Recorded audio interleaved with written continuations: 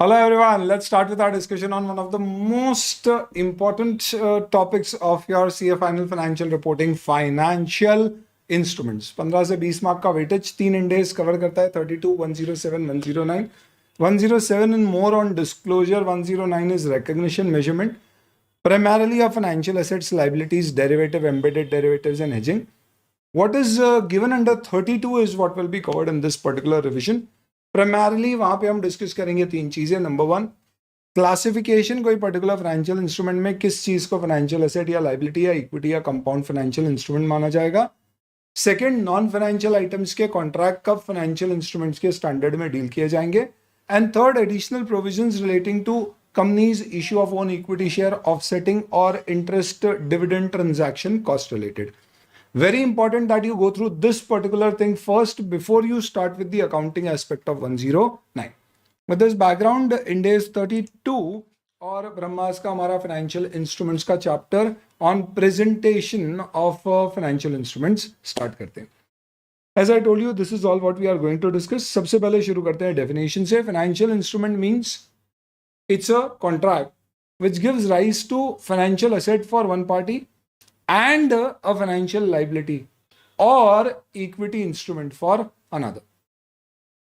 यानी सबसे पहली बात, एक कॉन्ट्रैक्ट है जिसमें एक पार्टी को असेट और दूसरी पार्टी को लाइबिलिटी या इक्विटी क्रिएट करेगी. इसका मतलब हमें अकाउंटिंग पार्टीज के लिए करना है, यानी फाइनेंशियल असेट, फाइनेंशियल लाइबिलिटी या इक्विटी इंस्ट्रूमेंट की करना है. फाइनेंशियल इंस्ट्रूमेंट की अकाउंटिंग नहीं होती है, फाइनेंशियल लाइबिलिटी, इक्विटी या फाइनेंशियल असेट की अकाउंटिंग होती है. इसलिए अब हमें डेफिनेशन देखना पड़ेगी फाइनेंशियल असेट.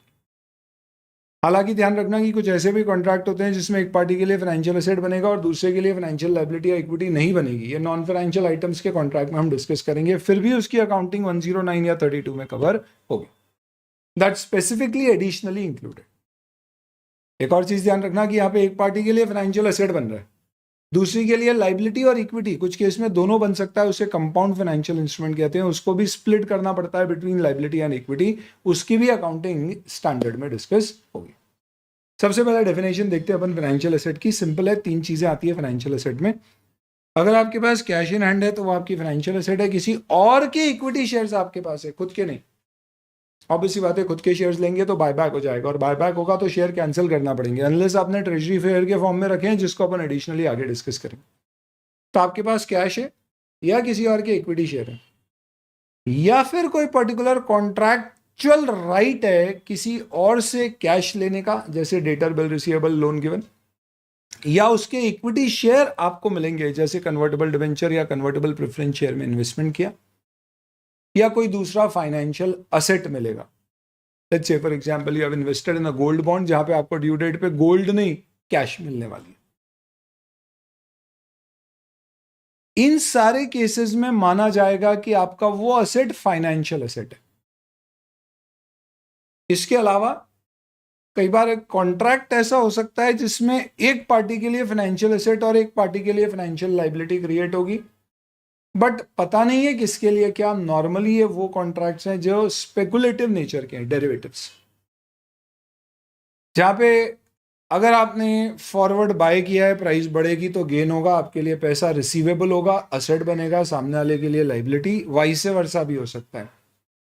डेफिनेशन में उसे भी शामिल किया गया है, contract to exchange financial asset all liabilities under conditions that are potentially favourable. If the conditions are potentially unfavorable, then in that case it will become a financial liability. तो financial liability की definition है, तीन चीजें financial asset में थी, cash, equity share, contractual right to receive cash, equity shares. यहां पे cash हट गई, इक्विटी शेयर खुद के हैं तो इक्विटी कहलाएगा, तो एक ही बचा, कॉन्ट्रैक्चुअल राइट के बजाय ऑब्लिगेशन हो जाएगा. तो financial liability is a contractual obligation to deliver cash और एनी अदर फाइनेंशियल एसेट. खत्म. प्लस डेरिवेटिव हो सकते हैं under conditions which are potentially unfavourable, जिसे बोलते हैं contract to exchange financial asset और liability under conditions that are potentially unfavourable. इसके अलावा एक स्पेशल केस बनता है जहां पे आपको देना इक्विटी शेयर्स है, हेंस वो इक्विटी होना चाहिए, पर वेरिएबल नंबर में देना है, इस कारण से वो लाइबिलिटी होती है. That is included in the definition of financial assets and liability, but to be discussed और बेसिकली अंडरस्टूड सेपरेटली. तो उसे रिवीजन में आखिरी में लेंगे। रिमेनिंग पार्ट को अगर अपन फर्दर इवैल्यूएट करें तो सिंपल सी बात है कि अगर आपके पास कैश, किसी और के इक्विटी शेयर्स या कैश और शेयर मिलने वाले हैं आपको किसी कॉन्ट्रैक्ट के अंतर्गत, आपका कॉन्ट्रैक्चुअल राइट है, तो वो फाइनेंशियल एसेट। यहां पे बहुत इंपॉर्टेंट है दोस्तों कि ये कॉन्ट्रैक्चुअल राइट होना चाहिए।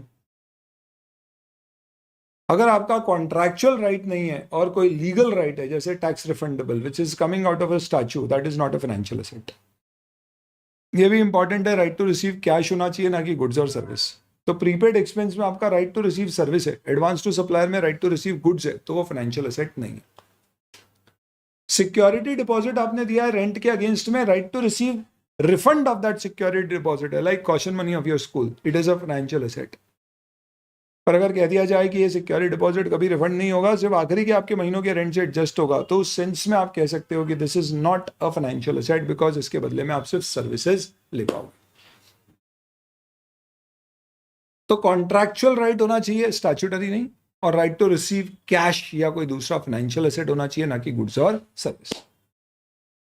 वेरी क्विकली इंटरप्रेटिंग, क्या cash in hand financial asset है? ऑफ कोर्स है।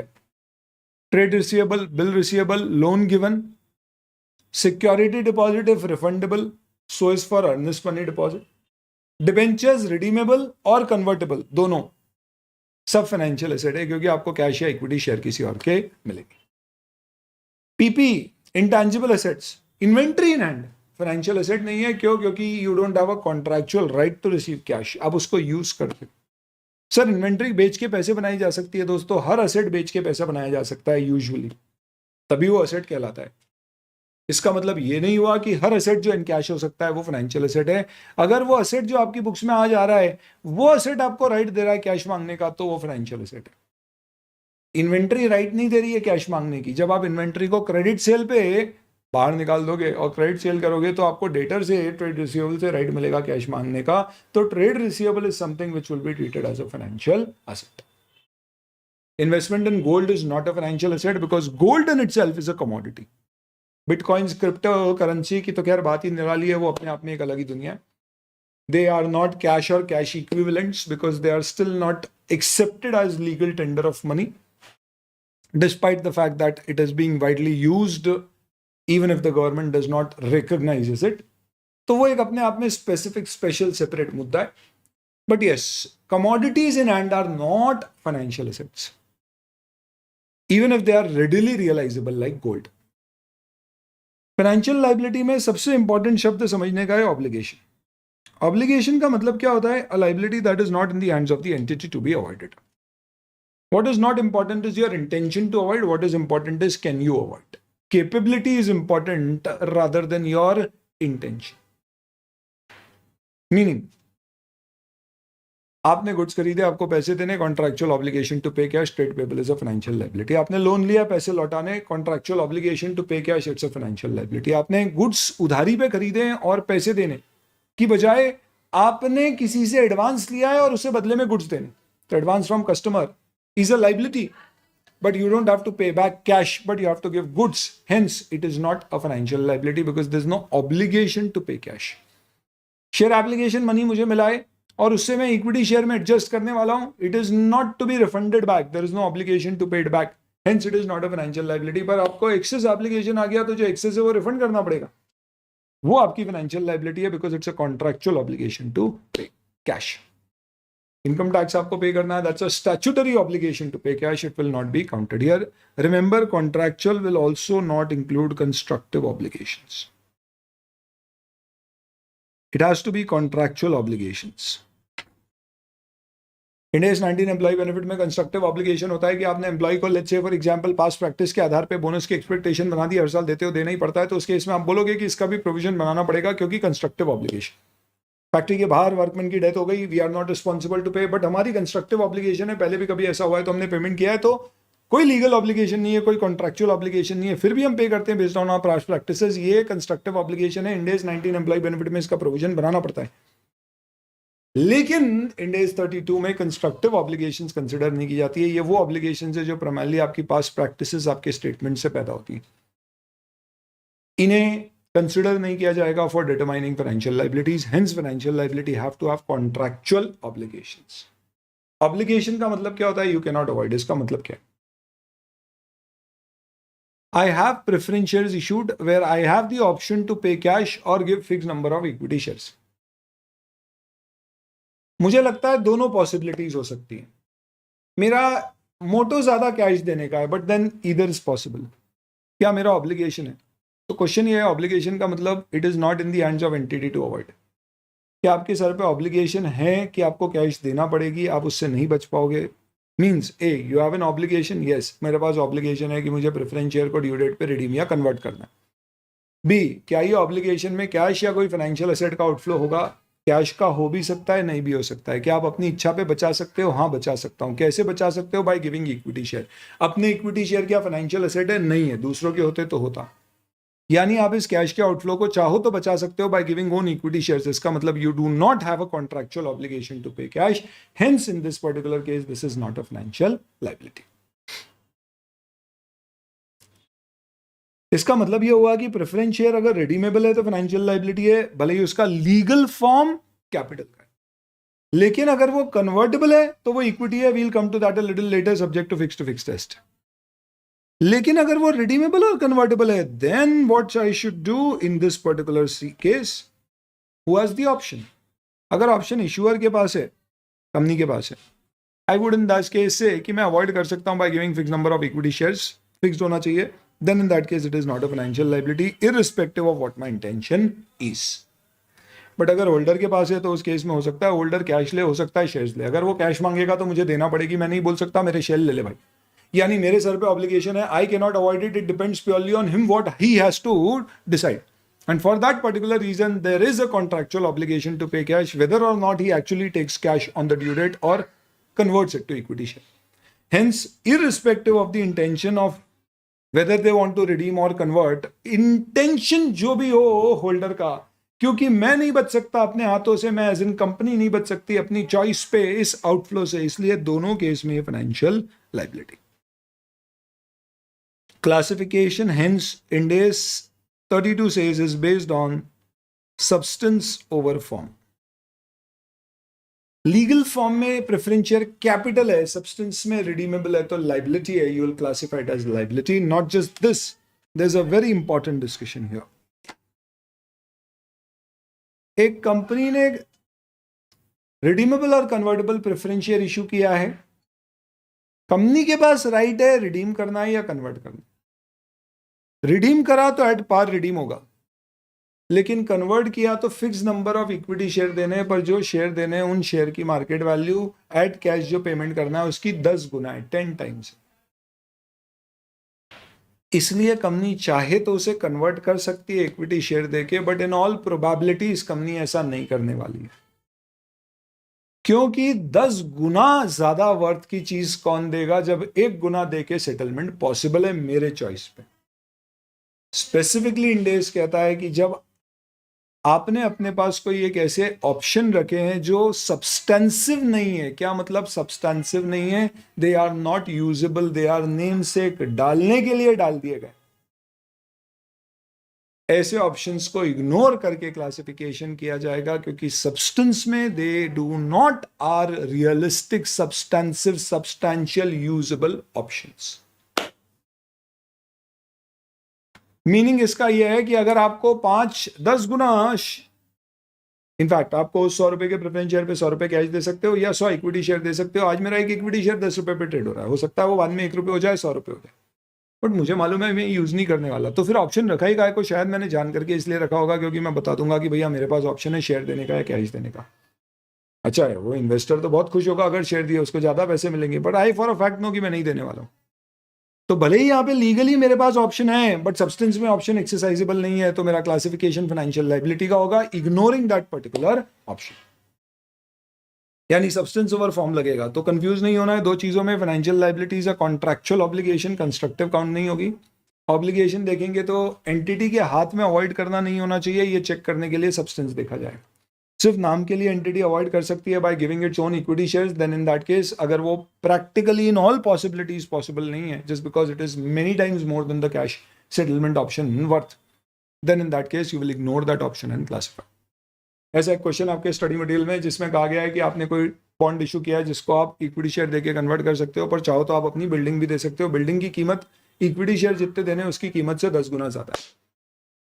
बताइए क्या ये फाइनेंशियल इंस्ट्रूमेंट है या नहीं है, क्योंकि इसमें नॉन फाइनेंशियल आइटम में सेटलमेंट होगा बिल्डिंग। तो हमने आंसर दिया कि बिल्डिंग देने का सवाल नहीं के बराबर है, बिकॉज बिल्डिंग की वैल्यू जो हमें शेयर देना है उससे कई गुना ज्यादा है।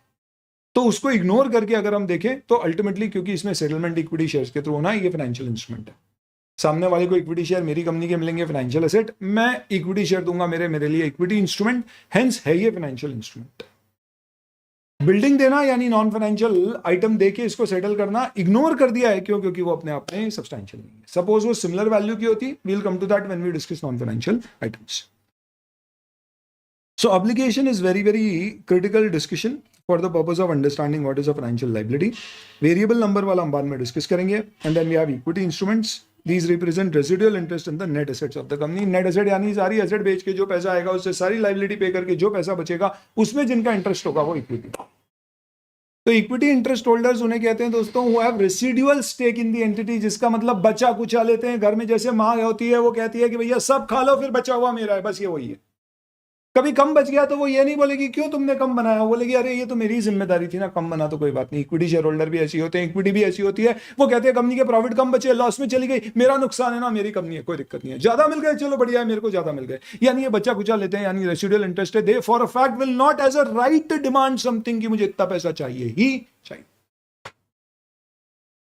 तो ये तीन आपकी टर्म्स हो गई, one is financial asset, one is financial liability, and then you have equity. Accounting इनकी होती है बट इस पूरे के कुछ एक्सेप्शंस हो। कुछ financial liability para 16 ABCD puttable financial instruments and proportionate share in net assets on liquidation वाले फाइनेंशियल लायबिलिटी की कैरेक्टरिस्टिक्स रख के भी इक्विटी हो जाते हैं। सिमिलरली कुछ फाइनेंशियल लायबिलिटी जो फाइनेंशियल लायबिलिटी की डेफिनेशन में आती है फिर भी इस इंडेक्स से एक्सक्लूडेड है। Let's talk about those inclusions and exclusions. Inclusions में ध्यान रखना तीन चीजें स्पेसिफिकली स्टैंडर्ड में कवर होती हैं। एक फाइनेंशियल इंस्ट्रूमेंट, दूसरा नॉन फाइनेंशियल आइटम के कॉन्ट्रैक्ट जो फाइनेंशियल इंस्ट्रूमेंट क्लासिफाई होते हैं जो अब हम पढ़ेंगे, एंड तीसरा फाइनेंशियल गारंटीज।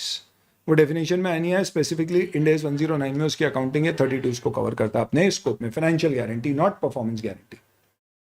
किसी ने लोन लिया है वो पैसे नहीं देगा तो मैं प्रिंसिपल डेटर के बिहाफ पे क्रेडिटर को पैसे दूंगा, यानी मैं श्योरिटी बन गया, ये financial guarantee.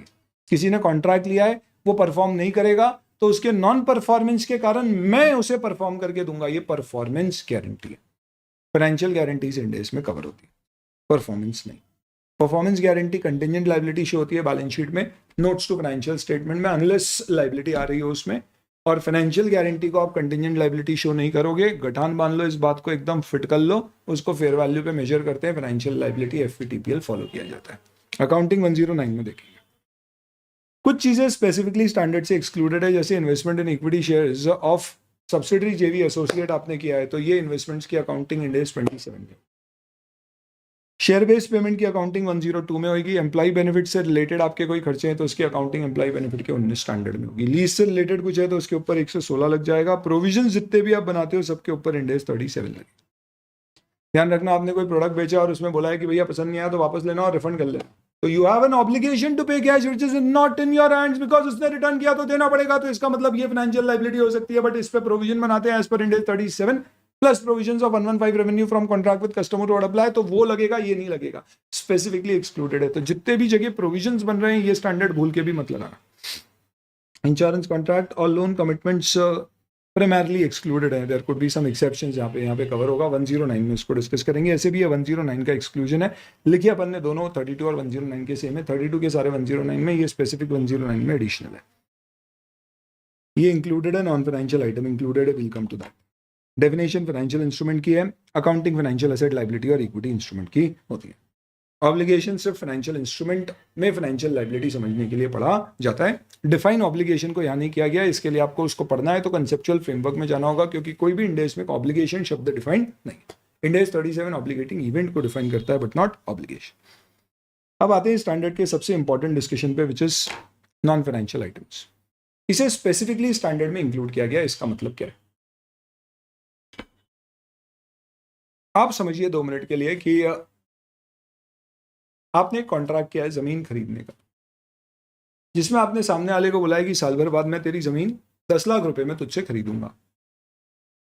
I'll pay him cash 10 lakh rupees. He'll give me his जमीन, लैंड 10 लाख रुपीस, आज उसकी डिसाइडेड प्राइस, उस समय जो भी मार्केट वैल्यू होती। क्या ये कॉन्ट्रैक्ट अपने आप में एक फाइनेंशियल इंस्ट्रूमेंट है? सर टेक्निकली देखा जाए तो इसमें जमीन आएगी और कैश जाएगी, तो इसका मतलब ये हुआ कि अगर ये कॉन्ट्रैक्ट में कमिटमेंट आ चुका है, क्या आ चुका है? कमिटमेंट आ चुका है कि भैया साल भर बाद 10 लाख देना ही है, जमीन लेना ही है, नॉन कैंसिलेबल कॉन्ट्रैक्ट हो चुका है, तो सर टेक्निकली तो देने वाले के सर पे ऑब्लिगेशन आ चुका है पैसे देने का, फाइनेंशियल लायबिलिटी, लेने वाले के हाथ में पावर आ चुका है पैसे मिलने का, contractual right to receive cash, financial asset, तो ये तो फाइनेंशियल इंस्ट्रूमेंट हो गया। ऊपर सर इसकी अकाउंटिंग स्टैंडर्ड में थोड़ी ना होती है। क्यों? क्योंकि ये तो पीपी सेल करने जैसी या इन्वेस्टमेंट प्रॉपर्टी सेल करने जैसा कॉन्ट्रैक्ट है। अच्छा, वेरी नाइस, बहुत बढ़िया। तो बताओ उन स्टैंडर्ड में इसकी अकाउंटिंग कैसे होती है? वो स्टैंडर्ड कहते हैं कि भाई जब आप सेल करोगे तब अकाउंटिंग करेंगे। नॉर्मली आपको एक चीज पता होना चाहिए दोस्तों कि जब कस्टमर ऑर्डर देता है माल खरीदने के लिए, हमारे पास सेल्स ऑर्डर आया, तो उसकी अकाउंटिंग नहीं होती है। जब हम माल डिस्पैच करते हैं तब हम सेल बुक करते हैं, वो परचेज बुक करता है। सिमिलरली आज कॉन्ट्रैक्ट किया है 1 साल बाद जमीन बेचने का, जो मेरी इन्वेस्टमेंट प्रॉपर्टी है, तो आज मैं अपनी बुक्स में कोई अकाउंटिंग नहीं करूंगा, 1 साल बाद करूंगा। इसे कहते हैं एग्जीक्यूटरी कॉन्ट्रैक्ट्स, जो दोनों पार्टीज के पॉइंट ऑफ व्यू से इक्वली अनपरफॉर्म्ड है, दोनों ने ही परफॉर्म नहीं किया है, सिर्फ कॉन्ट्रैक्ट करके बैठे हैं। एग्जीक्यूटरी कॉन्ट्रैक्ट की अकाउंटिंग नहीं होती जब तक वो ऑनरस ना हो। बहुत सारा इंटरलिंकेज है। तो फिर यहां क्या पढ़ रहे हैं?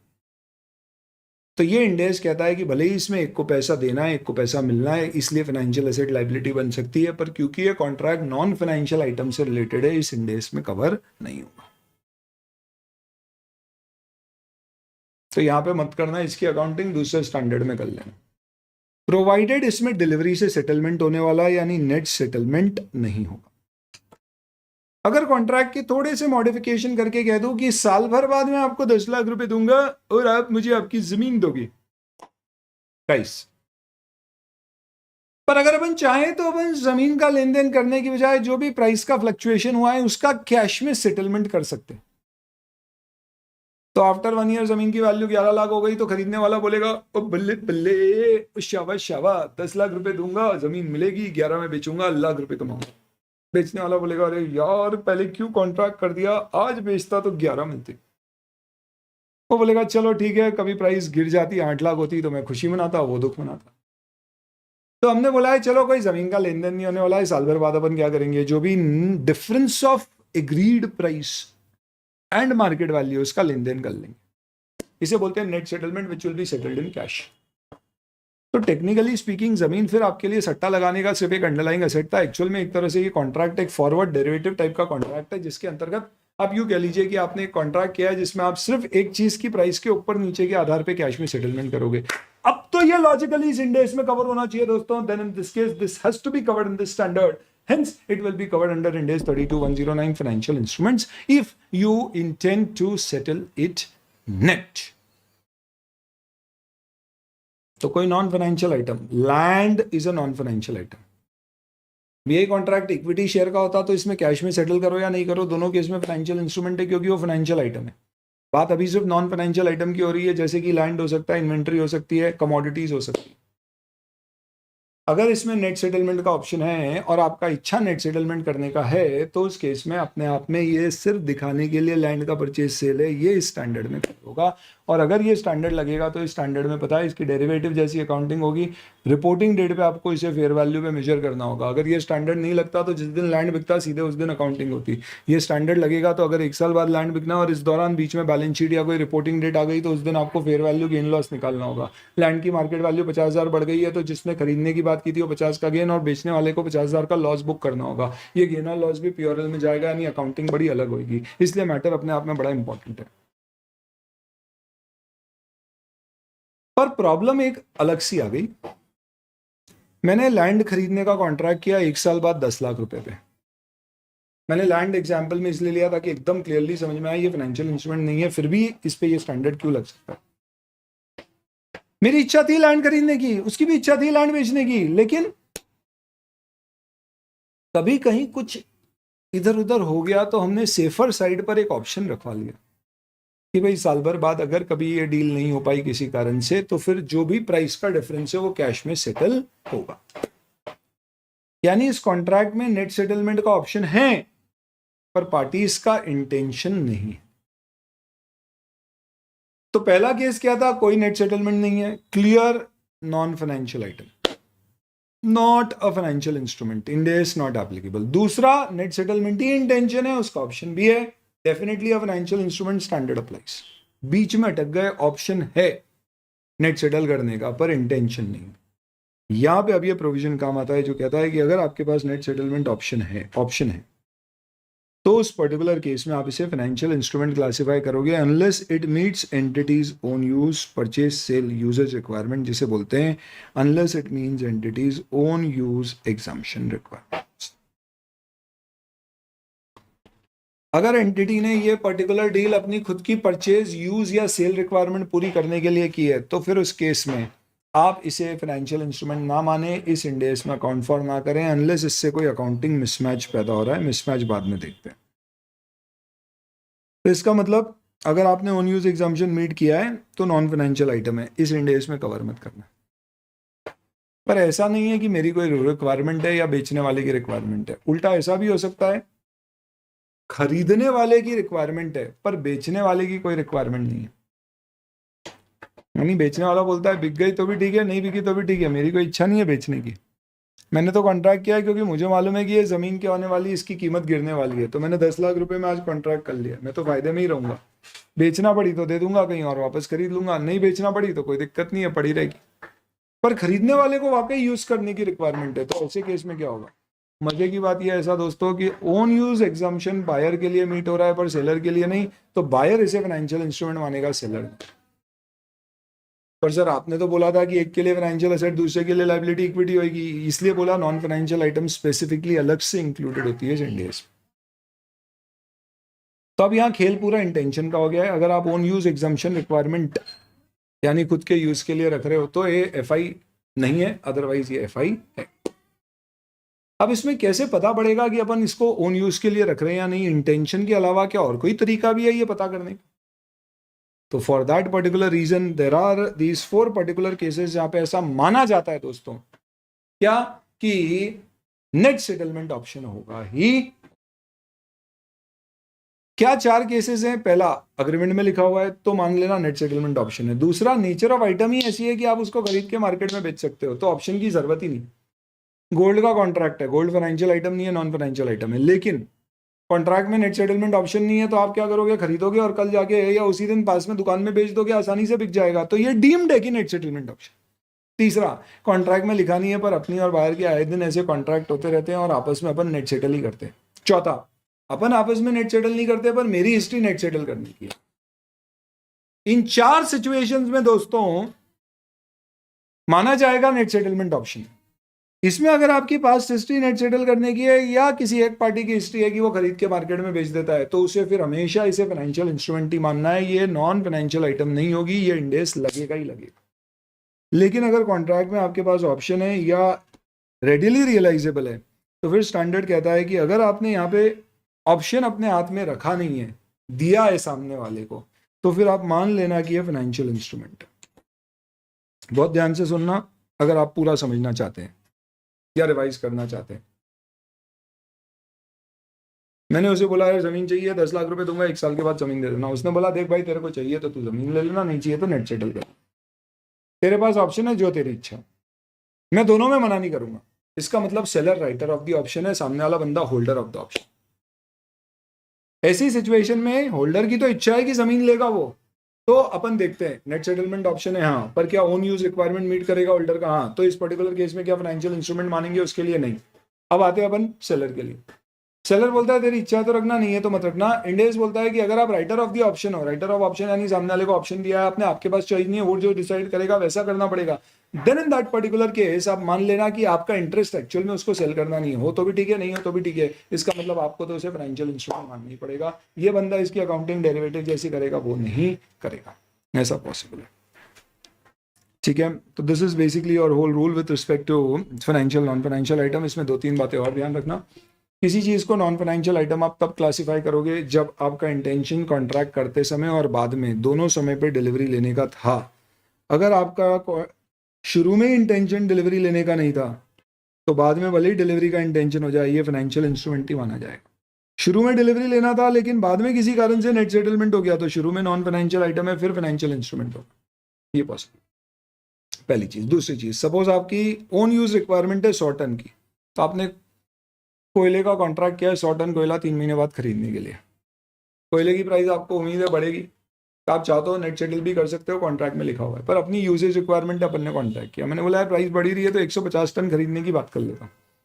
भैया यूज ही नहीं आएगा, अब और 50 टन तो क्या करोगे? अरे मार्केट में बेच के पैसे बना लूंगा। तो ऐसे में अगर ये कॉन्ट्रैक्ट डिविजिबल है, यानी आप 150 लेके या तो 50 मार्केट में बेच सकते हो, या उसी को बोल सकते हो 100 डिलीवर कर दे या 50 नेट सेटल कर दे। अगर ऐसा पॉसिबल है तो आप 100 को नॉन फाइनेंशियल आइटम मानोगे और ये स्टैंडर्ड नहीं लगाओगे, बचे हुए 50 टन के कॉन्ट्रैक्ट को फाइनेंशियल इंस्ट्रूमेंट मान के उसे डेरिवेटिव की तरह FVTPL पे अकाउंट फॉर करोगे, ये स्टैंडर्ड लगेगा। पर अगर ये पूरी तरह से डिविजिबल नहीं है, या तो पूरा कॉन्ट्रैक्ट होगा या नहीं होगा, देन इन दैट केस पूरे को आपको फाइनेंशियल इंस्ट्रूमेंट मानना पड़ेगा। अकाउंटिंग मिसमैच एक बहुत ही स्पेशल टॉपिक है, कभी एग्जाम में पूछा नहीं गया। मतलब इसका ये होता है कि आप समझिए फॉर एग्जाम्पल मैं एक इंटरमीडियरी हूँ, लैंड वाला कॉन्ट्रैक्ट है जिसमें 2 पार्टी है, इसके पास जमीन है, इसको जमीन चाहिए, ये दोनों एक दूसरे को जानते नहीं है, मुझे जानते। ये भाई आया, उसने बोला यार वो जमीन किसकी है पता है क्या, मुझे खरीदने की इच्छा है। मैंने बोला यार रुक जा, मेरे पास ही है वो जमीन, तो समझ अपने पास ही है। तो बोला रजिस्ट्री दिखाओ, हमने बोला तू मान ले अपने पास ही। उसने बोला अच्छा चलो ठीक है, तो मैं तुमसे खरीदने को तैयार। तो let's say this is A, this is B, this is me. हाँ, ए ने मी को बोला कि I want to buy the land. मैंने बोला okay I am ready to sell this land to you, तेरी इच्छा हो तो लेना, नहीं हो तो मत लेना, चल। यानी मैं राइटर ऑफ द ऑप्शन, क्योंकि मैं राइटर ऑफ द ऑप्शन हूं और इस कॉन्ट्रैक्ट में नेट सेटलमेंट ऑप्शन दिया हुआ है, ऐसा मैंने बोला आपको, तो मेरे लिए मजबूरन ये कॉन्ट्रैक्ट फाइनेंशियल इंस्ट्रूमेंट हो गया। अब अगर उसने मुझसे जमीन मांगी तो वो होल्डर है, वो मांगेगा तो देना पड़ेगी। तो मैंने इस पार्टी, इससे बी, तो ए के साथ मेरा कॉन्ट्रैक्ट है, वो फाइनेंशियल इंस्ट्रूमेंट मेरे लिए, उसके लिए नहीं, अगर उसका इंटेंशन डिलीवरी लेना है। अब मुझे जमीन चाहिए, मेरे पास है नहीं, तो मैं गया बी के पास, मैंने बोला भैया जमीन चाहिए। उसने बोला चल ले लो, उसमें भी नेट सेटलमेंट ऑप्शन था, लेकिन मेरे पास चॉइस नहीं है, मैंने तो लेना ही लेना है, ऐसा मैंने उसको बोला। I am the holder. उसने बोला चल तेरे पास चॉइस है, तेरे को लेना है तो ले, नहीं लेना तो नहीं ले, वो राइटर बन गया। अब मेरा इंटेंशन यहाँ पे वाकई डिलीवरी लेना है, क्यों? क्योंकि अगर उसने मांगा तो देना पड़ेगी। तो आप टेक्निकली समझो, इस कॉन्ट्रैक्ट में मेरे पास ऑप्शन नहीं है, वो डिसाइड करेगा उसको चाहिए या नहीं। लेकिन इस कॉन्ट्रैक्ट में मेरे पास ऑप्शन है, मैं चाहूंगा तो लूंगा, नहीं चाहूं तो नहीं लूं, तो मैं राइटर ऑफ द ऑप्शन नहीं हूं। ये कॉन्ट्रैक्ट में अगर मेरी वाकई इच्छा लेने की है तो ये कॉन्ट्रैक्ट अपने आप में क्या कहलाएगा? फाइनेंशियल इंस्ट्रूमेंट कहलाएगा या नहीं? तो अगर डिलीवरी लेने की इच्छा है तो ये नॉन फाइनेंशियल आइटम हो जाएगा। कंफ्यूज मत होना, हो रहे हो तो रिवाइंड करके सुनना। इस कॉन्ट्रैक्ट में बी के साथ मुझे जो लेना है लैंड, उसमें मेरे पास ऑप्शन है कि मैं चाहूं तो लूं, नहीं चाहूं तो नहीं लूं। I am not the writer of the option, holder of the option, और मेरी इच्छा है वाकई लैंड लेने की, तो ये अपने आप में नॉन फाइनेंशियल आइटम का कॉन्ट्रैक्ट स्टैंडर्ड नहीं लगेगा। पर यहाँ पे मैं राइटर हूं तो ये अपने आप में फाइनेंशियल इंस्ट्रूमेंट हो जाएगा। अब ये दोनों इंटर रिलेटेड कॉन्ट्रैक्ट है, अगर इसे आप FI मानोगे, इसे नॉन FI मानोगे, यहाँ गेन लॉस बुक करोगे, यहाँ नहीं करोगे, तो गलत हो जाएगा, क्योंकि अल्टीमेटली दोनों का नेट गेन लॉस ही आपका गेन लॉस है। इसे बोलते हैं accounting mismatch. 2 contract inter related है, एक FI हो रहा है और एक नहीं हो रहा है, तो आप दोनों को FI मानोगे, ऐसा इंडेस 109 बोलता है नॉन फाइनेंशियल आइटम्स। ठीक है, ज़्यादा वनडे समझना है तो फिर आप बैच करिए, बैच के वीडियो सुनिए, सॉरी ये रिविजन हो गया अपना। नेक्स्ट, फाइनेंशियल लाइबिलिटी की कंडीशन है कि contractual obligation to pay cash. कई बार प्राइवेट इक्विटी में जो पैसे लगाते हैं या म्यूचुअल फंड में जो यूनिट होल्डर होते हैं, वो लोग क्या कहते हैं कि भैया हम आपकी कंपनी में पैसे लगाते हैं, ये लो 5 करोड़ रुपए और कंपनी का 10% इक्विटी शेयर कैपिटल मेरा, पर मुझे एग्जिट चाहिए, मुझे पैसा रखना नहीं है आगे लंबे समय तक, आप 5 साल बाद एग्जिट दे दो, 5 साल बाद मैं शेयर दे दूंगा, आप मुझे पैसे देना। तो टेक्निकली स्पीकिंग जो इक्विटी शेयर मैंने उस कंपनी में खरीदे हैं as a private equity investor, उसके बदले में क्या होने वाला है? मुझे कैश मिलने वाली है। कब? 5 साल बाद। तो ये कंपनी के लिए इक्विटी शेयर नहीं, फाइनेंशियल लाइबिलिटी है। क्यों फाइनेंशियल लाइबिलिटी है? क्योंकि उसको कैश देना है, कॉन्ट्रैक्ट में लिखा हुआ, भले ही वो इक्विटी शेयर का है, पर 5 साल बाद एक तरह से आप समझो कंपनी को बायबैक करना अनिवार्य है, ये आज ही तय हो गया। ऐसी सिचुएशन में उसे इसे क्लासिफाई करना पड़ेगा फाइनेंशियल लाइबिलिटी। पर ये तो आम बात हो सकती है, म्यूचुअल फंड वगैरह में ऐसा होता है, ओपन एंडेड म्यूचुअल फंड में, कि आप कभी भी यूनिट पुट कर दो और पैसे ले लो। म्यूचुअल फंड की एसेट मैनेजमेंट कंपनी NBFC है, उसकी अकाउंटिंग इंडेस में हो सकती है।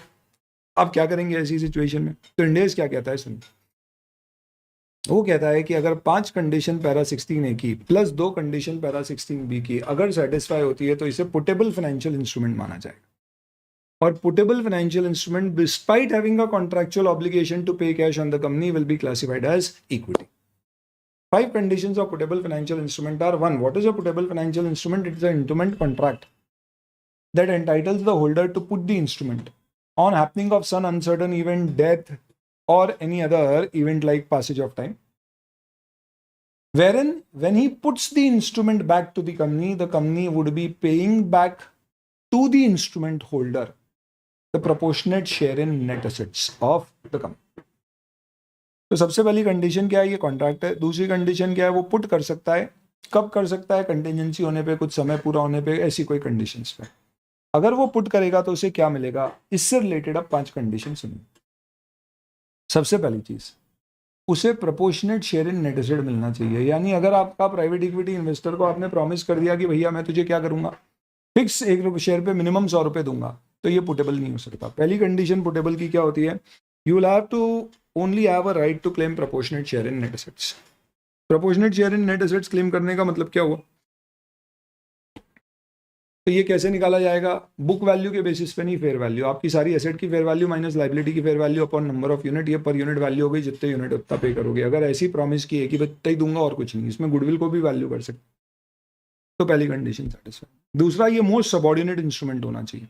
तुम्हारी कंपनी में 2 पुटेबल फाइनेंशियल इंस्ट्रूमेंट है क्योंकि 2 इक्विटी होल्डर्स का इन्वेस्टमेंट है, पर उसमें हमने एक को बोला है कि पहले तुझे पैसे देंगे, यानी पहला तेरा पुट का ऑप्शन है। तू अगर एक्सरसाइज करेगा then in that particular case, या नहीं करेगा उसके बाद दूसरे को ऑप्शन देंगे। तो इस पर्टिकुलर केस में जो मोस्ट सबऑर्डिनेट कैटेगरी है वही पुटेबल फाइनेंशियल इंस्ट्रूमेंट है। दूसरे को आपको मानना पड़ेगा कि वो अपने आप में लाइबिलिटी। थर्ड, जो मोस्ट सबऑर्डिनेट है उनके भी एक जैसे राइट होना चाहिए। तो सपोज मेरी कंपनी में 3 प्राइवेट इक्विटी इन्वेस्टर थे। सबसे पहले को बोला भैया सबसे पहले तुझे ऑप्शन देंगे, बाकी दोनों को बोला इनके बाद आप दोनों को ऑप्शन मिलेगा, 5 साल बाद आप पुट कर दो, proportionate share in net asset ले। हमला ठीक है। बाकी दोनों में है मोस्ट सबऑर्डिनेट, पर दोनों में फर्क यह है कि एक की वोटिंग राइट दूसरे से थोड़ी ज्यादा है, ऐसा पहले से डिसाइडेड है। तो ये दोनों ही पुटेबल नहीं होंगे। क्यों? क्योंकि जो मोस्ट सबऑर्डिनेट इंस्ट्रूमेंट है उन सब की आपस में आइडेंटिकल राइट होना चाहिए। अगर एक की भी राइट आइडेंटिकल नहीं हुई तो वो कोई भी पुटेबल नहीं होगा। ये सब फाइनेंशियल लाइबिलिटी हो जाए। मोस्ट सबऑर्डिनेट में क्या होता है? एक के पास प्रेफरेंस है, एक के पास नहीं है, तो जिसके पास नहीं है वो हो जाएगा, पर आइडेंटिकल राइट नहीं है तो दोनों ही नहीं होंगे। ये तीसरी कंडीशन है। इसमें कोई मिनिमम गारंटी या मिनिमम कैश फ्लो आप प्रॉमिस नहीं करोगे। इनफैक्ट जो टोटल उसकी लाइफ में उसको कैश फ्लो मिलेंगे दैट शुड ओनली रिप्रेजेंट, जो उसकी कमाई है that should only represent the increase in the profits और the assets of the company. तो आज पैसा लगाया और 5 साल बाद जो पैसा उसको दिया और इतने सालों में अगर कोई डिविडेंड वगैरह दिया, तो जो टोटल कैश फ्लो उसको मिले दैट शुड ओनली रिप्रेजेंट जो कंपनी ने कमाया है। वो कमाया भले रियलाइज हो सकता है या अनरियलाइज हो सकता है, बट जो इंक्रीज इन असेट्स हुआ इस दौरान में उतना ही आपने पैसा डिस्ट्रीब्यूट किया।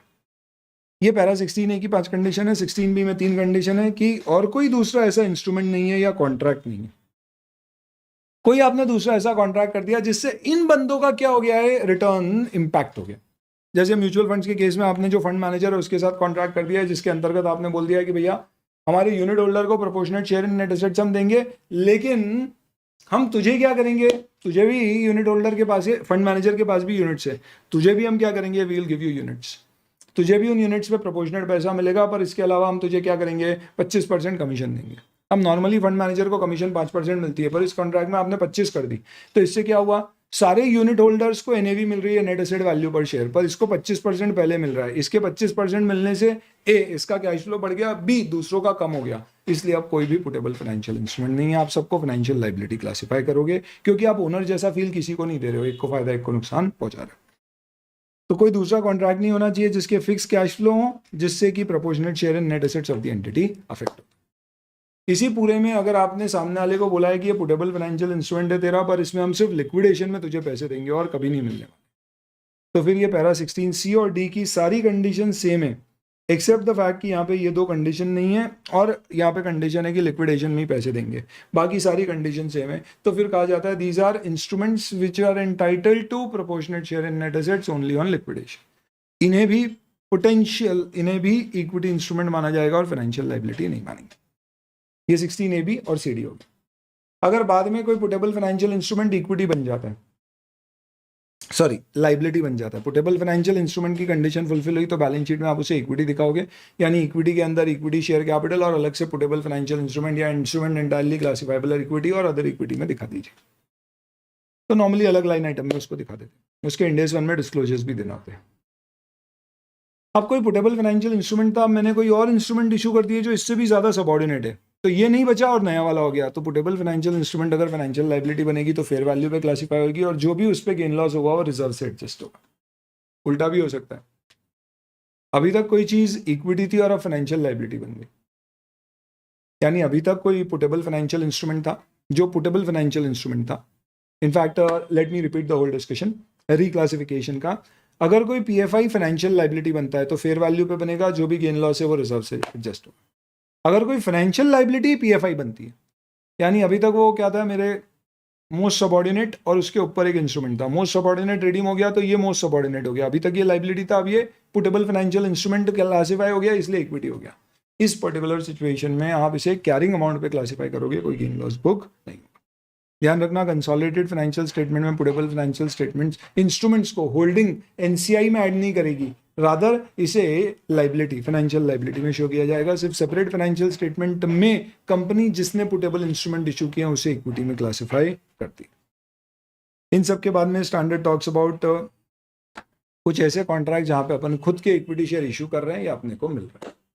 पुटेबल फाइनेंशियल इंस्ट्रूमेंट पे एग्जाम में कभी ऐसा क्वेश्चन आया नहीं है, but still we have done that. खुद के इक्विटी शेयर अगर आप इशू करने के कॉन्ट्रैक्ट कर रहे हो तो उसमें एक चीज समझना, अगर आप फिक्स नंबर ऑफ शेयर दोगे और बदले में आपको फिक्स पैसा मिलेगा, कंसिडरेशन मिलेगा, तो ही वो इक्विटी है। इसे बोलते हैं फिक्स टू फिक्स टेस्ट। अगर एक भी चीज फिक्स नहीं हुई तो फिर उस केस में वो फाइनेंशियल लाइबिलिटी हो जाएगी। Quickly, I have issued a 10% debenture which is convertible after 5 years into 10 equity shares. एक डिबेंचर है 100 रुपए का, 10 शेयर में कन्वर्ट होगा, फिक्स है 5 साल बाद 10 शेयर और एक डिबेंचर, खत्म। तो fix to fix test meet हुआ, इसे इक्विटी मान लो। लॉजिक क्या है इंडेस का, अभी रिवीजन में ज्यादा लॉजिक नहीं, पर फंडामेंटल ये है कि आज किसी से आप डिबेंचर के पैसे लेके उसको बोल रहे हो 5 साल बाद तुझे फिक्स इतने शेयर दूंगा, तो आप यूँ समझ लो वो आज से आपका इक्विटी होल्डर बन गया। क्यों? फॉर द सिंपल रीजन कि आप उसको शेयर ही देने वाले हो, वो भी फिक्स, तो उसको तो मालूम है 100 रुपए के बदले में 10 शेयर मिलने वाले, आज नहीं तो 5 साल बाद। ब्याज की अकाउंटिंग क्या होगी वो साइड करो। पर अगर आपने उसे बोला कि मैं तुझे 5 साल बाद 100 रुपए के बराबर के इक्विटी शेयर दूंगा, तो आज वो आपका इक्विटी होल्डर नहीं है। क्यों? क्योंकि वो गम सुख में आपके साथी नहीं है। क्यों? क्योंकि अगर इक्विटी शेयर की वैल्यू गिर गई तो वो ज्यादा मांगेगा, बढ़ गई तो उसको कम में भी काम चलेगा। तो इसलिए कहा गया है कि ऐसी सिचुएशन में आप इस डिबेंचर को फाइनेंशियल लाइबिलिटी क्लासीफाई करोगे, भले ही इसका सेटलमेंट इक्विटी शेयर में होना है, क्योंकि फिक्स नंबर ऑफ शेयर में नहीं होने वाला है। तो यहाँ कंसिडरेशन फिक्स्ड है, एक डिबेंचर रीपे हो रहा है, मुझे क्या कंसिडरेशन मिल रहा है? रीपेमेंट ऑफ लाइबिलिटी, पर बदले में शेयर वेरिएबल जा रहे हैं, तो ये फाइनेंशियल लाइबिलिटी। मैंने एक नया तरीका निकाला, मैंने बोला एक डिबेंचर 100 रुपए का, 5 साल बाद 10 इक्विटी शेयर दूंगा, और ये 10 इक्विटी शेयर की जितनी मार्केट वैल्यू होगी उतना परसेंटेज डिबेंचर रिडीम्ड मान लिया जाए, अगर मार्केट वैल्यू 100 से कम हुई तो 100 रुपए का डिबेंचर है, 10 शेयर दूंगा, 5 साल बाद अगर इन 10 शेयर की मार्केट वैल्यू 80 रुपीज हुई तो माना जाएगा 80% डिबेंचर ही रिडीम हुआ है, तो बचा हुआ मैं कैश में दूंगा। तो इसका मतलब आप फिक्स नंबर ऑफ शेयर दे रहे हो, 10 ही दे रहे हो, पर बदले में जो आपकी लाइबिलिटी पे हो रही है वो फिक्स नहीं है, वो वेरी हो रही है। तो इसके लिए बोलते हैं that the consideration is variable. और ऐसी सिचुएशन में फिर हमें क्या बोलना पड़ेगा कि ये फिर फाइनेंशियल लाइबिलिटी, और दोनों ही वेरिएबल है। मैंने बोला है कि भैया मैं इक्विटी शेयर आपको कितने दूंगा, तो 80 रुपए की मार्केट वैल्यू की इक्विटी शेयर दूंगा, और बचा हुआ पैसा जो है 20 रुपए का, वो depending on the market index rate और इन्फ्लेशन रेट आपको पे करूंगा, कितना पे करना है। तो यहाँ पे सब कुछ वेरिएबल है, तो इन दिस पर्टिकुलर केस ये डेफिनेटली फाइनेंशियल लायबिलिटी। तो ध्यान रखना, किसी कॉन्ट्रैक्ट में आज ही आपने प्रॉमिस किया है फिक्स नंबर ऑफ शेयर दोगे against fixed consideration in return, तो इट इज इक्विटी, बाकी सारे केस में लायबिलिटी। क्विकली सुन लो, अगर एक डिबेंचर 100 रुपए का है जिसमें आपने बोला है कि मैं उसमें 5 इक्विटी शेयर और 50 रुपए कैश दूंगा, और ये फिक्स है और कुछ नहीं दूंगा, 5 इक्विटी शेयर और 50 कैश रिस्पेक्टिव ऑफ जो भी प्राइस होगी, तो दोस्तों ये अपने आप में फिर इक्विटी है। क्यों? क्योंकि आप इसमें 5 फिक्स शेयर्स दे रहे हैं, पर सर 50 कैश भी तो दे रहे हैं, तो ये दोनों ही फिक्स है। तो आप ये बोलोगे 100 के डिबेंचर में 50 रुपए कैश में और बचा हुआ इक्विटी में हो रहा है, तो इसे कंपाउंड फाइनेंशियल इंस्ट्रूमेंट मानेंगे। Part of this will be a financial liability, part of this will be an equity instrument. So what are compound financial instrument? तो सेकंड, अगर आपके कॉन्ट्रैक्ट में, अच्छा फिक्स टू फिक्स में एक चीज़ ध्यान रखना, इंडिया में एक कार्व आउट बनाया गया है जिसके अंतर्गत अगर कोई foreign currency convertible bond issue किया है, जिसमें आपने बोला है $100 का बॉन्ड है, उसको ड्यू डेट पे हम 10 इक्विटी शेयर में कन्वर्ट करेंगे एग्जाम्पल के तौर पे, तो टेक्निकली आप जो दे रहे हो वो फिक्स 10 शेयर है, पर बदले में जो मिल रहा है वो $100 है, रुपी में उसकी वैल्यू फ्लक्चुएट हो रही है, तो टेक्निकली आपका कंसिडरेशन वेरिएबल है क्योंकि लाइबिलिटी कम ज़्यादा हो रही है। तो इंडेस में कहा गया है कि अगर कोई भी फॉरेन करेंसी कन्वर्टेबल बॉन्ड में उस फॉरेन करेंसी बॉन्ड की, कन्वर्टेबल बॉन्ड की किसी भी फॉरेन करेंसी, सॉरी किसी भी करेंसी में फिक्स वैल्यू है, चलो ऐसे समझो आप कोई फॉरेन करेंसी कन्वर्टेबल बॉन्ड में आप फिक्स शेयर दे रहे हो, तो फिर आप जो बॉन्ड रीपे कर रहे हो वो किसी भी करेंसी में हो, अगर फिक्स्ड अमाउंट ऑफ बॉन्ड उससे सेटल हो जाएगा तो माना जाएगा कि अपने आप में इक्विटी है, फाइनेंशियल लाइबिलिटी नहीं है। ऐसा IFRS में नहीं होता है, इसलिए वहां पे इसे फाइनेंशियल लाइबिलिटी माना जाएगा। इंडिया में रिलायंस ने खूब इशू कर रखे हैं इसलिए ऐसा नहीं कर पाई। तो आप ये मत सोचना कि $100 की कीमत तो आज की तारीख में 7800 हो गई, आज से 1 साल पहले 7500 थी, तो मेरी लाइबिलिटी तो फ्लक्चुएट हो रही है, तो मुझे नहीं पता कितनी पे होगी। आप $100 का डिवेंचर 10 इक्विटी शेयर से सेटल कर रहे हो, ये काफ़ी है, इसे आप इक्विटी इंस्ट्रूमेंट क्लासीफाई कर सकते हैं। चलिए, अब कंपाउंड इंस्ट्रूमेंट होता है, कुछ ऐसे इंस्ट्रूमेंट होते हैं जिसमें आप फिक्स नंबर ऑफ शेयर्स दोगे, पर साथ साथ में हो सकता है कोई आप कैश भी दो, जैसे कि 10% डिवेंचर 5 साल बाद फिक्स 10 शेयर में कन्वर्ट होगा। तो इसमें 2 कंपोनेंट है, एक प्रिंसिपल कंपोनेंट है जो 5 साल बाद 10 फिक्स शेयर में पे होगा, और एक इंटरेस्ट कंपोनेंट है जो 5 साल तक आपको ब्याज देना होगा। इसकी इंटरेस्ट स्ट्रिप फाइनेंशियल लाइबिलिटी है, इसकी प्रिंसिपल स्ट्रिप अपने आप में इक्विटी इंस्ट्रूमेंट है, ये कंपाउंड फाइनेंशियल इंस्ट्रूमेंट है। डे 1 में आपको इसे स्प्लिट करना पड़ेगा बिटवीन फाइनेंशियल लाइबिलिटी और equity. Financial liability fair value पे मेजर होगी, बैलेंसिंग फिगर इक्विटी का आएगा, तो टोटल इंस्ट्रूमेंट की fair value minus financial liability की fair value, balancing figure equity. Equity remeasure नहीं होगी, फाइनेंशियल लाइबिलिटी 109 में रीमेजर होती रहेगी।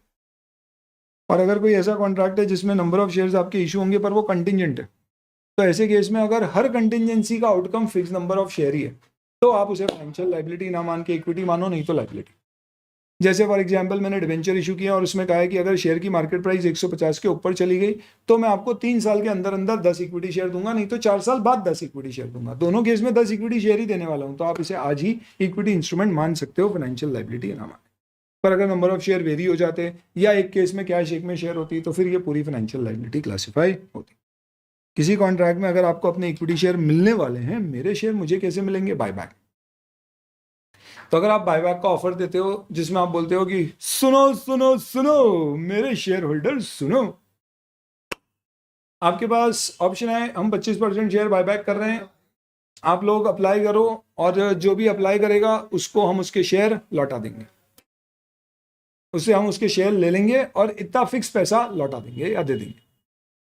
जिस दिन कंपनी ने ऑफर दिया उस दिन कंपनी के सर पे क्या कॉन्ट्रैक्चुअल ऑब्लिगेशन आ गया, क्योंकि अब कंपनी के हाथ में नहीं है बचना। अगर किसी ने अप्लाई किया तो आपको पे करना पड़ेगा, प्रोवाइडेड सब्सक्रिप्शन आ जाए, तो आपके हाथ में बचना नहीं है अब। और अगर आपके हाथ में बचना नहीं है तो आप सिंपल सी बात बोलोगे ये अपने आप में एक फाइनेंशियल लाइबिलिटी है। तो इसका मतलब बायबैक का ऑफर लाते से ऑब्लिगेशन आ गया तो फाइनेंशियल लाइबिलिटी बुक करना पड़ेगी। कितने पे बुक होगी, कैसे होगी, इसकी अकाउंटिंग क्या होगी? तो accounting for this particular thing will be, number 1 आपको क्या करना है, जितनी आपको लाइबिलिटी पे करनी है आप उतनी लाइबिलिटी क्रेडिट कर दो, और उतने से इक्विटी शेयर कैपिटल नहीं, रिजर्व्स नहीं, सिर्फ इक्विटी डेबिट कर दो। तो आप क्या करोगे, अकाउंटिंग इक्विटी डेबिट कर दो और लाइबिलिटी क्रेडिट कर दो जब भी आप ऐसा कोई बायबैक का ऑफर लेके आते हो। नंबर 1, अगर आपको लगता है कि आप पैसा जो देने की बात कर रहे हो वो आप आज पे नहीं करोगे, 2 साल बाद, 3 साल बाद, 4 साल बाद पे करोगे, तो उसे प्रेजेंट वैल्यू पे बुक करो। तो मैंने कहा कि 2 साल बाद आपको मैं, let's say for example contract simple सा केस लेते हैं, मैंने बोला भैया बायबैक का ऑफर है, जितने भी लोग सब्सक्राइब करना चाहते हैं कर लेते हैं, टोटल पैसा मैं 22 लाख रुपीस दूंगा और लेट्स से मैं 10 लाख के शेयर्स बायबैक कर लूंगा। तो 22 लाख रुपए 1 साल बाद देने की बात की है, तो उसकी प्रेजेंट वैल्यू 20 लाख हो गई। तो आज आप अपनी बुक्स में एंट्री कर लो, equity account debit 20 lakh to financial liability 20 lakh. आज के बाद से फाइनेंशियल लाइबिलिटी 109 में अकाउंट फॉर होगी और इक्विटी आपका डेबिट पड़ा रहेगा जब तक एक्चुअल में बायबैक नहीं हो जाता। 1 साल बाद जब बायबैक होगा तो आप इक्विटी को क्रेडिट कर देना, वो टेम्पररी अकाउंट था यूं समझना। अब एक्चुअल में इक्विटी शेयर कैपिटल को डेबिट कर देना, कितने से, जितनी उसकी पेड अप वैल्यू है, बचा हुआ रिजर्व से एडजस्ट कर देना। हालांकि इंडेस ये सब नहीं बताता है, ये सब अपने को करना है। इंडेस से बोलता है इक्विटी डेबिट हो, कंपनीज एक्ट फॉलो करोगे तो यहाँ पे जितने की इक्विटी शेयर कैपिटल आपने बायबैक किया उतना आपको रिजर्व से कैपिटल रिडम्पशन रिजर्व में भी ट्रांसफर करना होगा। ये इंडेस नहीं बताता है, आईसीआई के मॉड्यूल में भी नहीं है, पर आपको करना चाहिए आइडियली अगर क्वेश्चन है बायबैक का। तो अब फाइनेंशियल लाइबिलिटी का क्या करेंगे, 109 में अमोर्टाइज कॉस्ट मेथड से अकाउंट फॉर होगी। डे 1 पे आपने 20 लाख पे बुक करी थी। अमोर्टाइज कॉस्ट मेथड बोलता है कि भैया बायबैक प्राइस अगर प्रेजेंट वैल्यू है तो वो लेंगे, उस केस में अगर कोई ब्याज लगेगा यानी कि उसकी प्रेजेंट वैल्यू अगर आगे जाके बढ़ेगी तो अपने को बढ़ाना पड़ेगी, तो उस केस में उसका खर्चा बुक करना पड़ेगा। तो उसे आप इंटरेस्ट एक्सपेंस बुक करोगे। ध्यान रखना फाइनेंशियल लाइबिलिटी का इंटरेस्ट एक्सपेंस हमेशा पीआरएल में जाता है अनलेस बोरोइंग कॉस्ट में उसको कैपिटलाइज करने की बात की जाए। ये बायबैक की बात। इसके अलावा आपको अपने खुद के शेयर कब मिल सकते हैं, तो एक बहुत ही स्पेशल कैटेगरी है which is known as put option. Company ने बायबैक नहीं किया पर पुट ऑप्शन राइट कर दिया, यानी शेयर होल्डर को बोला है कि अगले 2 साल में तुम्हारी जब इच्छा हो तुम अपने पास जो मेरी कंपनी के शेयर रखे हैं वो मुझे दे देना। अब ये रेयर पॉसिबिलिटी है, ऐसा होता कम है, इंडिया में तो बहुत कम, बट फिर भी हो सकता है। तो अब ऐसी सिचुएशन में मैं क्या करूंगा, तो मैंने ये कहा कि 2 साल में जब आपकी इच्छा है मेरे इक्विटी शेयर अपनी कंपनी के शेयर होल्डर तुम चाहो तो मुझे वापस दे देना, मैं लेने को तैयार हूं। होता कम है से। शेयर होल्डर ने बोला यार ये तो बहुत बढ़िया बात है। अभी देखो नॉर्मली, बहुत ध्यान से समझना, नॉर्मली अगर आप कोई ऐसा कॉन्ट्रैक्ट करते हो जिसमें आप कहते हो कि अपन एक ऑप्शन आपस में लिखते हैं जिसमें मैं I am writer of the option, you are holder of the option, तुम चाहो तो ये एसेट मुझे बेच देना, मैं खरीदने को तैयार हूँ, और समथिंग लाइक दैट, तो उसकी अकाउंटिंग डेरिवेटिव में होती है और वहां सिर्फ जो गेन लॉस होता है उसे बुक किया जाता है। पर यहाँ प्रॉब्लम ये है कि ये जो कॉन्ट्रैक्ट आप कर रहे हो ये कंपनी खुद के इक्विटी शेयर में कर रही है, और खुद का equity share is not a financial asset और अ फाइनेंशियल लाइबिलिटी। इस कारण से यहाँ पे एक स्पेशल ट्रीटमेंट है जिसके अंतर्गत आईसीएआई मॉड्यूल के अनुसार ये कहते हैं कि अगर आपने पुट ऑप्शन राइट किया है तो भले ही हो सकता है ऑप्शन एक्सरसाइज हो नहीं हो, पर क्योंकि आप कंपनी पुट ऑप्शन राइट कर रही है उसके सर पे ऑब्लिगेशन है, इसे डेरिवेटिव जैसा ट्रीट मत करना, आप फाइनेंशियल लाइबिलिटी मानना, डेरिवेटिव जैसा ट्रीट मत करना अंडर 109। रादर जितना आपके सर पे ऑब्लिगेशन आ सकता है अगर उसने पुट किया और पैसे देना पड़े उतने की फाइनेंशियल लाइबिलिटी क्रेडिट और इक्विटी डेबिट कर दो। अगर ये ऑप्शन लैप्स हो गया तो एंट्री रिवर्स कर देना, फाइनेंशियल लाइबिलिटी बाद में आप डेबिट और इक्विटी क्रेडिट कर देना, और अगर एक्सरसाइज हो गया तो फाइनेंशियल लाइबिलिटी टू कैश हो जाएगा और आपकी इक्विटी जो आपने पहले डेबिट की थी उसे खत्म करके एक्चुअल में इक्विटी शेयर कैपिटल और रिजर्व्स डेबिट कर दो। यानी बायबैक जैसी अकाउंटिंग अभी से कर दो भले ही आपने पुट ऑप्शन राइट किया है। फर्क सिर्फ इतना होगा कि बायबैक में अपन बोलते हैं 25 रुपए में हमारा शेयर, हम बायबैक करने को तैयार हैं, पर अगर अपन किसी को ऑप्शन देते हैं कि यार 2 साल तक जब तुम्हारी इच्छा है तब तुम क्या कर सकते हो, ये शेयर हमें वापस दे सकते हो, तो नॉर्मली हम उससे एक प्रीमियम लेते हैं। एक बेसिक सिद्धांत और रूल सुन लो, इक्विटी पे कोई भी प्रीमियम मिलेगा तो डायरेक्टली रिजर्व्स में क्रेडिट होगा, इक्विटी इशू करने से रिलेटेड कोई खर्चा ट्रांजैक्शन कॉस्ट लगेगी तो डायरेक्टली रिजर्व से डेबिट होगा। लॉजिक ये है कि भैया खुद के शेयर इशू करने या वापस लेने पे जो खर्चा हो रहा है ये कंपनी का प्रॉफिट और लॉस नहीं है, कैपिटल लेने देने में जो पैसा लगा वो कैपिटल का ही एडजस्टमेंट है। तो इक्विटी बायबैक ऑप्शन राइट करने पे कोई प्रीमियम कंपनी को मिला है तो ये सीधे रिजर्व्स में जाएगा, पीआरएल ओसीआई में नहीं जाएगा। बस ये एक स्पेशल अलग सी चीज़ है जो बायबैक के अलावा आपको ध्यान रखना है, अदरवाइज पूरी बायबैक की अकाउंटिंग होगी। ऑप्शन ऐसा है कि 2 साल बाद एक्सरसाइज करना, तो उस पर्टिकुलर केस में आप क्या करिएगा, प्रेजेंट वैल्यू ले लेना। ऑप्शन ऐसा है 2 साल में कभी भी एक्सरसाइज कर सकता है, तो आपके ऊपर लाइबिलिटी कल भी आ सकती है, it's like a demand loan, तो फिर आपको टोटल वैल्यू से लाइबिलिटी बुक करना पड़ेगी। नॉर्मली ऐसा ऑप्शन अगर आप देखेंगे तो ये पेरेंट कई बार राइट करते हैं अपनी सब्सिडरी के शेयर्स पे। तो ये एक एग्जाम्पल है, यहाँ पे अगर आप देखेंगे एच लिमिटेड ने ऑप्शन दिया है ए को, let's say for example S limited Flipkart है जिसके कुछ शेयर्स बंसल ब्रदर्स के पास अभी भी हैं, और वॉलमार्ट चाहता है कि यार वो शेयर बंसल से ले ले। बंसल कई बार मना कर चुका है तो इसने इसको खुला ऑप्शन दे दिया कि ए सुन, तेरे पास जो 5% शेयर एस के हैं तू कभी भी चाहे तो हमें बेच सकता है, हो सकता है ये पुटेबल फाइनेंशियल इंस्ट्रूमेंट हो, तो तू एस को देने की बजाय हमें दे देना, हम लेने को तैयार है। तो टेक्निकली स्पीकिंग यहाँ पे क्या होएगा, एस लिमिटेड के फाइनेंशियल स्टेटमेंट में एस को कोई मतलब नहीं हो तो इसे इक्विटी दिखाएगा, पर यहाँ पे टेक्निकली आप देखोगे तो एच लिमिटेड ने ए के साथ एक कॉन्ट्रैक्ट किया है एस के शेयर्स पे, तो ये डेरिवेटिव होगा। क्यों डेरिवेटिव होगा, क्योंकि आप और मैं कॉन्ट्रैक्ट करते हैं रिलायंस के शेयर खरीद बेच करने का या ऑप्शन राइट करने का, तो ये डेरिवेटिव है।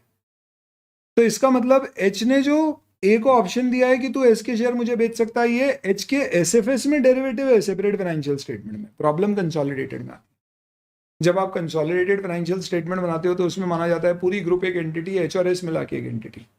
अब एच और एस एक एंटिटी और उसने किसी थर्ड पार्टी ए, जो यहाँ पे एनसीआई हो सकता है या हो सकता है लाइबिलिटी हो, उसको ऑप्शन दिया है कि भाई तेरे पास इक्विटी या जो पुटेबल फाइनेंशियल इंस्ट्रूमेंट है मुझे दे देना, तो फिर इस केस में बायबैक की अकाउंटिंग लग जाएगी। तो मुद्दे की बात इतनी सी है कि होल्डिंग कंपनी अगर सब्सिडरी के शेयर जो किसी और के पास रखे उसे खरीदने का उसे ओपन ऑफर देती है, तो then in that particular case consolidated financial statement में इसके ऊपर बायबैक अकाउंटिंग लगेगी, सेपरेट में नहीं लगेगी। चलिए, ट्रेजरी शेयर इंडिया में होते नहीं है, इसमें कंपनी अपने शेयर खरीद के रख लेती है, कैंसिल नहीं करती है, रीइश्यू कर देती है। इंडिया में 7 दिन में कैंसिल करना पड़ता है, तो पॉसिबल नहीं है। अगर ऐसा आपने किया है तो आपकी बुक्स में आपकी investment in equity shares of own company आ जाएगा, अगर आपने खरीद के रखे और कैंसिल नहीं किया। तो अगर किसी कंट्री में परमिटेड है तो फिर आप ये जो आपने खुद के शेयर खरीदे और कैंसिल नहीं किए हैं, इसे ट्रेजरी शेयर के नाम से रखना, असेट साइड मत दिखाना, इक्विटी साइड में ही equity share capital total less treasury share और आउटर कॉलम में नेट दिखा देना। पर सेट ऑफ मत करना, शेयर कैपिटल से अलग से माइनस करके दिखाना, कोई खास बात नहीं है। भारत में ये केस एक स्पेशल केस में हो सकता है, वो स्पेशल केस देखने की ऐसी जरूरत नहीं है। ये कब होता है, जब सपोज फॉक्सवैगन और पॉर्श फॉक्सवैगन को खरीदना चाह रही थी, उसके 20% शेयर्स खरीद भी लिया। गुस्सा आया तो फॉक्सवैगन ने 60% शेयर पॉर्श के खरीद के अपनी सब्सिडरी बना ली इसे, यानी शिकारी का शिकार कर दिया। अब टेक्निकली फॉक्सवैगन जब पॉर्श के साथ कंसोलिडेट करेगी तो सब्सिडरी यानी पॉर्श के सारी एसेट्स अपनी बुक्स में लाएगी, जिसमें एक एसेट होगा इन्वेस्टमेंट इन फॉक्सवैगन। होल्डिंग कंपनी के शेयर सब्सिडरी बनने के बाद नहीं खरीद सकती, पर पहले से खरीदे हुए तो रख सकती है कंपनी एक्ट के अनुसार। तो कंसोलिडेटेड बैलेंस शीट में टेक्निकली स्पीकिंग पॉर्श का जो इन्वेस्टमेंट इन फॉक्सवैगन है वो दिखना शुरू हो जाएगा। तो ये तो ऐसा लगेगा अपनी कंपनी ने अपने आप में इन्वेस्ट कर दिया। हम किस में विश्वास रखते हैं, खुद में, तो हम पैसा भी खुद को देते हैं, कैसी बात करें। फॉर दैट पर्टिकुलर रीजन इसे ट्रेजरी शेयर जैसा, यानी इस इन्वेस्टमेंट को आप इक्विटी से माइनस करके नेट आउटर कॉलम में दिखाएंगे। इंडेस में ऑफसेटिंग की बात की गई है, कहा गया है कि एक पार्टी से पैसे लेना और उसी को देना है, तो दोनों को अलग अलग दिखाना, एक्सेप्ट दोनों कंडीशन फुलफिल हो। पहला, लीगल राइट है दोनों को आपस में ऑफसेट करने का। दूसरा, पास्ट हिस्ट्री है, आपका इंटेंशन है आप ऑफसेट करें। यानी एक सप्लायर है मेरा, वो मेरा कस्टमर भी है, उससे माल लेना देना दोनों चलता है। अगर कॉन्ट्रैक्ट में स्पेसिफिकली लिखा है नेट सेटल होगा, और अपनी पास्ट हिस्ट्री भी कि अपन नेट सेटल करते हैं, यानी नेट अमाउंट का ही लेन देन चलता है, तो ही आप दोनों नेट करके दिखाना, नहीं तो ट्रेड रिसीवेबल पेबल अलग अलग दिखाना। और एक बड़ा इंपॉर्टेंट डिस्कशन है जो 32 में कहा गया है, 3 तरह की चीज़ों का, ट्रांजैक्शन कॉस्ट, डिस्क्रिशनरी पेमेंट और इंटरेस्ट ड्यू। सबसे पहले ट्रांजैक्शन कॉस्ट क्या होती है? Any cost that is directly attributable to a transaction is termed as transaction cost. Directly attributable का मतलब है that cost would have been avoided had that transaction not have incurred. इसका मतलब अगर ट्रांजैक्शन नहीं होता तो वो कॉस्ट नहीं लगती। एक बढ़िया एग्जांपल देता हूं, कंपनी को शेयर इशू करना थे, उसकी ऑथराइज कैपिटल कम थी, उसको बढ़ाने का लीगल एक्सपेंस इनकर किया ताकि वो शेयर इशू कर सके। क्या ऑथराइज कैपिटल बढ़ाने का खर्चा transaction cost relating to issue of share है? द आंसर इज नो, क्योंकि आपने ऑथराइज कैपिटल बढ़ाई फिर शेयर नहीं इशू किए तो जो पैसा आपने दिया है वो रिफंड नहीं होगा, यानी वो खर्चा तो आपका सम कॉस्ट हो गया, रिलेवेंट कॉस्टिंग वाली बात हो गई। तो इसके लिए वो transaction cost for issue of share नहीं है, ये फंडा उस पर नहीं लगे। दूसरे इंडेज में देखो कहीं अकाउंटिंग दी हुई है क्या? कहीं नहीं दी है इस केस में एक्चुअल में, तो इसको पीआरएल में डालना पड़ेगा। मैंने शेयर इशू किया, अंडरराइटर को कमीशन दिया, शेयर इशू सक्सेसफुल रहा तो कमीशन दूंगा, ये transaction cost for issue of share. मैंने लीगल एक्सपर्ट अपॉइंट किया, उससे एडवाइस ली कैसे शेयर इशू करना है, उसको पैसा दिया, फिर डिसाइड किया शेयर इशू नहीं करना है तो भी पैसा देना पड़ा, ये शेयर इशू एक्सपेंस अपने आप में transaction cost for issue of share नहीं है। बैंक से लोन लिया, उसके लिए प्रोजेक्ट रिपोर्ट बनाने के लिए सीए को अपॉइंट किया, सीए ने बोला भैया बैंक लोन सैंक्शन होगा या नहीं होगा, पैसे तो लूंगा ही लूंगा, तो वो ट्रांजैक्शन कॉस्ट फॉर लोन नहीं है। पर सीए को हमने बोला भैया सैंक्शन हुआ तो ही तुझे पैसे मिलेंगे, तो जो कमीशन उसको दिया है वो transaction cost for financial liability है। अब समझ लिया ट्रांजैक्शन कॉस्ट क्या है, तो ये समझ लो इक्विटी से रिलेटेड है तो रिजर्व से एडजस्ट होगी, फाइनेंशियल एसेट लायबिलिटी से रिलेटेड है तो फिर उस केस में उसको इंड AS 109 में डील किया जाएगा। कंपाउंड फाइनेंशियल इंस्ट्रूमेंट से रिलेटेड है तो उसको स्प्लिट करना पड़ेगा, इक्विटी वाला पोर्शन रिजर्व से एडजस्ट होगा और एसेट लायबिलिटी वाला या लायबिलिटी वाला पोर्शन। कंपाउंड फाइनेंशियल इंस्ट्रूमेंट किसके लिए होता है? इश्यूअर के लिए। समझना, मैंने किसी कंपनी का कैश खरीदा या शेयर खरीदे, या राइट टू रिसीव कैश है या शेयर है, हर केस में फाइनेंशियल एसेट है। पर देने वाली कंपनी अगर फिक्स अपने इक्विटी शेयर दे रही है तो इक्विटी इंस्ट्रूमेंट है, पर अगर वेरिएबल शेयर या कैश दे रही है तो लायबिलिटी है। तो देने वाले को ज्यादा टेंशन है क्लासिफिकेशन का, अकाउंटिंग अलग अलग। तो उसके एक कॉन्ट्रैक्ट में आधा पोर्शन फिक्स्ड इक्विटी शेयर है और आधा कैश है, तो वो कंपाउंड फाइनेंशियल इंस्ट्रूमेंट है, आधा या जो भी प्रोपोर्शन है। तो कंपाउंड फाइनेंशियल इंस्ट्रूमेंट्स सिर्फ इशूअर के लिए होते हैं। तो कंपाउंड फाइनेंशियल इंस्ट्रूमेंट में जो लाइबिलिटी वाला पोर्शन है वो 109 में अकाउंट फॉर होगा ट्रांजैक्शन कॉस्ट का, इक्विटी वाला रिजर्व से एडजस्ट हो जाएगा। किसी भी केस में अगर आपके फाइनेंशियल एसेट पे आपको इंटरेस्ट या डिविडेंड इनकम होती है तो ये हमेशा इनकम पीओरएल में जाएगी, अनलेस कोई स्टैंडर्ड स्पेसिफिकली दूसरी बात करे। जैसे डिविडेंड स्ट्रिपिंग अपन देखते हैं तो 109 में वो कॉस्ट से कुछ केस में एडजस्ट होती है, बट अगर कॉस्ट से एडजस्ट नहीं हो रही है तो पीओरएल में जाएगी, ओसीआई में कभी नहीं जाएगी। क्या? इंटरेस्ट इनकम या डिविडेंड इनकम। सिमिलरली कोई लाइबिलिटी पे ब्याज का खर्चा है वो हमेशा पीओरएल में जाएगा, अनलेस कोई दूसरा standard like borrowing cost capitalise करने की बात करे, ओसीआई में कभी नहीं जाएगा। पर इक्विटी से रिलेटेड कोई भी पेमेंट हुआ है तो मैंने पहले ही बता दिया आपको, वो डायरेक्टली रिजर्व से एडजस्ट होगा, सोकी में दिखेगा। In any case you will not be able to show that as a part of your P or L in any case. इसी के साथ आपका इंडेक्स 32 का पूरा डिस्कशन होता है। इसके बाद में you should be in the position to understand one, financial instrument में कब फाइनेंशियल एसेट कौन से कॉन्ट्रैक्ट इस पर्टिकुलर स्टैंडर्ड में कवर होते हैं। More importantly non financial items के कॉन्ट्रैक्ट कब यहाँ पे कवर होंगे। नंबर 2, फाइनेंशियल असेट लाइबिलिटी और इक्विटी क्या होती है, कब इक्विटी क्लासिफाई होती है नहीं होती है। नंबर 3, इक्विटी के केस में अलग अलग केसेस जहाँ पे आप अपने इक्विटी शेयर इशू करोगे, फिक्स नंबर में, कंटिजेंट शेयर्स, कंपाउंड इंस्ट्रूमेंट, तो क्या होगा। और आपके शेयर्स आपको मिलने लाइक बायबैक और पुट ऑप्शन, तो उस केस में क्या होगा।